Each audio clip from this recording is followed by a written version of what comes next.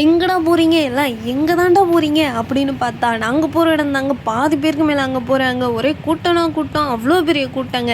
இன்றைக்கி ஏர் ஷோங்க சென்னை மெரினா பீச்சில். ஸோ அது ரிலேட்டடாக தான் இதை பார்க்க போகிறோம்.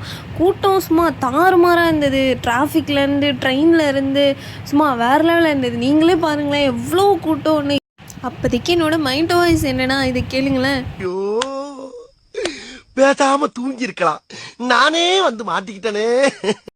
ட்ரெயின் டிக்கெட் கிடைக்கலன்னு ரிட்டன் வரலான்னு பார்த்தா அந்த டைமில் இந்தாங்க ட்ரெயின் டிக்கெட்டு எங்களால் ஏற முடியலன்னு சொல்லி கொடுத்தாங்க. சரி நம்ம ட்ரை பண்ணலான்னு போய் பார்த்தோன்னா கடல் மாதிரி இருக்காங்கங்க.